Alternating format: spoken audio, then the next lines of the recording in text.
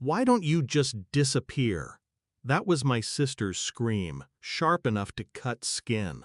My parents didn't hush her. They didn't defend me. They agreed.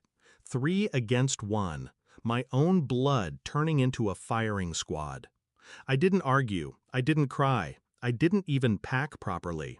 I left quietly, like they wanted. But the quiet never meant surrender. This morning, my phone lit up with 14 missed calls from them, and each one told me the same story. Too late. They finally understood who I really was. Backstory. I wasn't born into love. I was born into a battlefield. My sister, Rachel, the favorite. Golden child. Every mistake forgiven, every whim indulged. My parents bent their spines for her, polished her crown daily. Me, I was the placeholder, the shadow. If Rachel wanted light, they dimmed me further. But shadows have an advantage. They see things light never notices. Discovery of betrayal. It wasn't one moment that broke me. It was a collection of tiny knives. The way my mother called me a burden. The way my father said, "Rachel deserves more. You'll understand one day." The way Rachel smirked when they rewrote wills, bank accounts, and futures with her name. I understood perfectly. They weren't keeping me around to love me. They kept me around to use me, drain me, and discard me. The final shove came when Rachel screamed in my face, "You've ruined my life," because I refused to sign over the deed to the lake house, the house I rebuilt, paid for, maintained.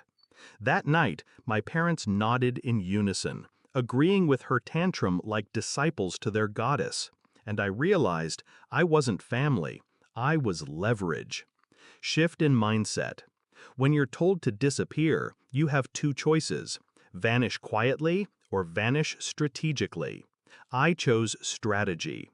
I withdrew first, smiling, polite, compliant. I told them they were right. I left them believing they'd won. And while they celebrated their triumph, I began to untangle every thread they thought they controlled. Execution of the plan. Step 1. Assets. The house, my savings, the small business I built with years of sweat, all shifted into an irrevocable trust under my name only. Lawyers, signatures, airtight clauses. Rachel's name didn't appear anywhere. Neither did my parents. Step 2. Exposure. Rachel had debts, gambling, credit cards, whispers of fraud she thought no one knew. I collected everything: screenshots, receipts, records. Then I made sure the right creditors had her direct contact. Let them chase her, not me. Step 3. Withdrawal. I cut every financial tie they could possibly exploit. No co-signatures, no shared accounts, no emergency access. By the time they realized I was gone, I was already untraceable in every ledger that mattered. Step 3. Climax and confrontation.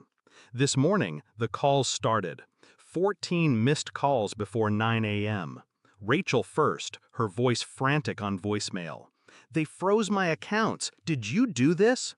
Then my father, low and angry. "The bank says the trust is locked. What did you sign?" My mother, almost weeping. "Please, we can't lose the house. We thought it was still in the family." Family. That word again. Suddenly sacred when it benefits them. I let the phone buzz, watched their desperation pile up. Each call was another stone on their collapsing tower. Finally, I answered Rachel's 15th attempt. Her voice shook. "Is this your doing?" I let the silence stretch. I wanted her to hear her own panic echo. "Yes," I said. Calm, controlled, final. The payoff. There was a pause, then a sob, then the realization breaking her from the inside out. They thought they stripped me of everything, that I'd walk away empty, broken. But I walked away holding the deed, the trust, the power. And I didn't just walk away. I left them standing in quicksand, the weight of their own greed pulling them under. Resolution.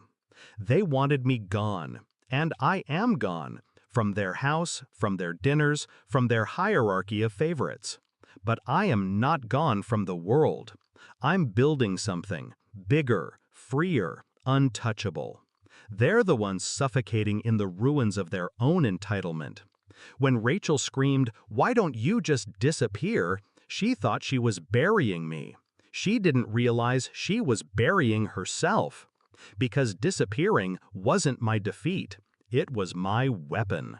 And this morning, with 14 missed calls, they finally understood what disappearance really means. Not silence, not surrender, but the cleanest form of revenge.